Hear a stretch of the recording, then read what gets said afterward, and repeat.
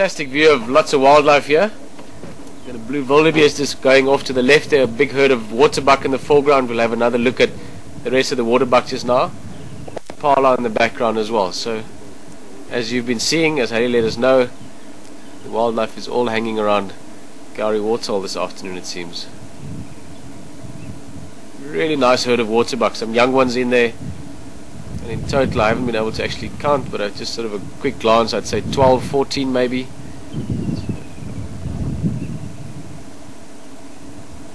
Don't know if there's maybe a special collective noun for a herd of waterbuck. Lots of circles.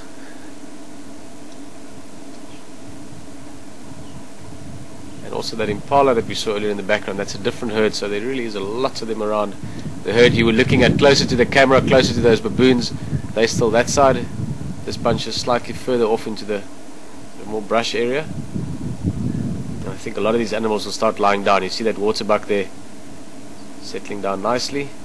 Big male waterbuck as well. Just a good way to keep warm. And lots of antelope, animals really, but antelope especially. It's a good way to keep warm by lying down. You're covering up your belly, covering up some surface area of the body. It's a good way to stay warm in cold weather, especially when it's very windy.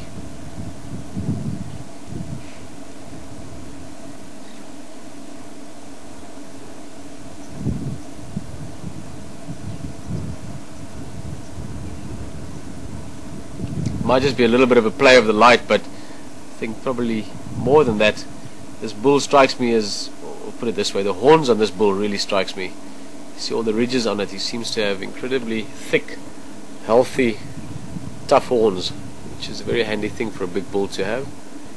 Waterbucks can have very serious contests or fights between males, the same as most other antelope, but they really can put a lot of weight and effort into it. They're very strong antelope, thick necks, strong shoulders. So you can imagine the kind of force and the kind of torque they put onto those horns during a fight is probably beyond what we can actually imagine. Those ridges on the horns just help for them to get better grip on each other, so they can really test each other's strength.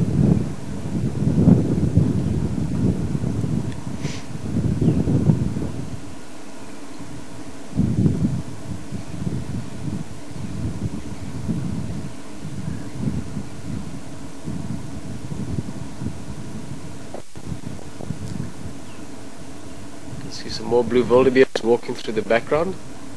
They're also coming up to join the rest of those wildebeests that we saw closer to the waterbuck bull just now. This looks like some young ones and females, so a little breeding group that's here. Of course, it's always nice to have different species. For us, from a purely visual point of view, it's interesting. You've got many different shapes and forms to look at, different animal species, but also for these animals it's good. There you've got all three of the antelopes here, wildebeest, impala, waterbuck, as well as those baboons. All these animals have got incredibly alert and well-developed senses. They've got good hearing, very good eyesight, good smell. And by being so many animals together, your safety margin goes up hugely. So even on a night like tonight, where it's very windy, where it's darker than usual because of all this overcast weather, the fact that there's so many of you makes things relatively safe and secure and comfortable.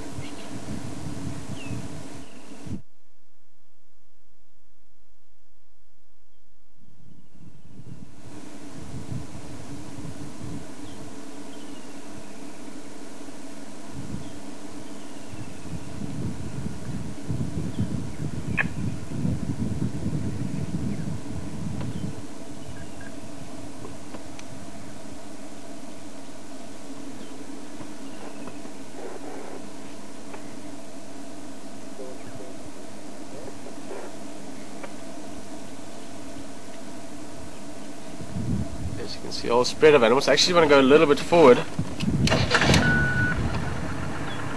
Just try and have a look at what else, or maybe just a different angle of these animals and bundles.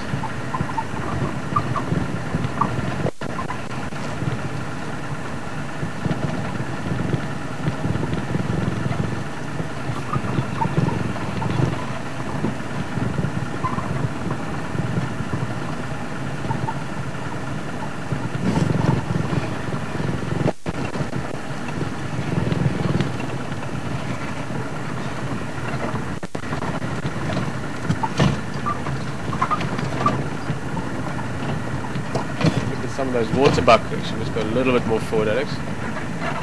It's just that most of them are, whether they're sitting or lying down or standing, most of them are facing straight this way with their backs roughly to the wind.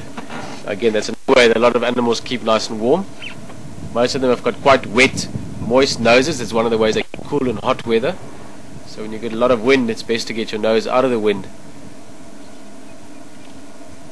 So otherwise the nose will get nice and cold. Beautiful animals. Always mention this waterbuck is so well known for their backside markings, but facial features wise as well, they're stunning antelope. Look at all the color, the grey around the neck, all the slight variations of the hues of color on the face. And those very striking eyebrows. It looks like they're always a little bit stern.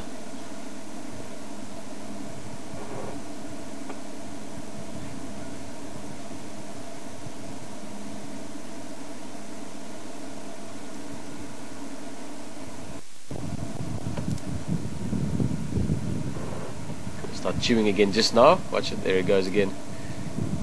Busy chewing its cud. I'm not going to explain too much about ruminants now. For those of you that don't know what ruminants are, one of the next few drives we'll talk about it longer again. But basically animals that chew cuds and ruminate.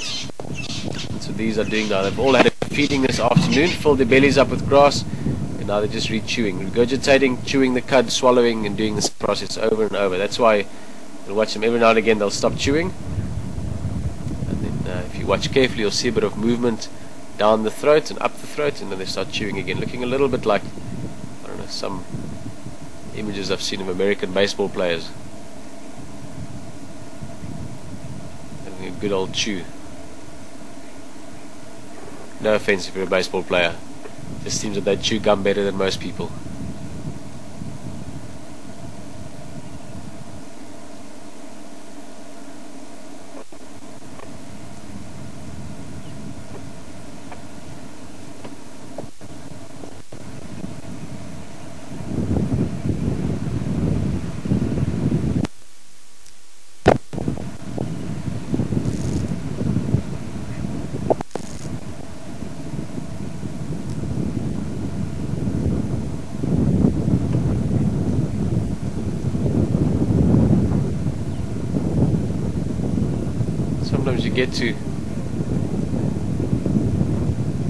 Sometimes you get to settings like these, especially when there's London. I must admit, quite often close to Gowrie Waterhole here. It's just such a beautiful area. You've got these big trees that the baboons sleep in at night, a bit of a clearing of grass, and normally some wildlife around, and it's just such a magnificent space to be in.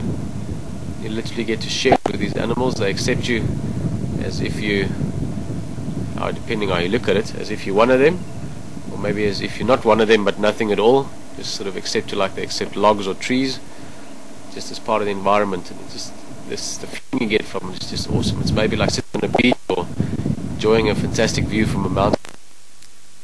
This beautiful natural piece of the world, enjoying all the amazing creatures that live in it.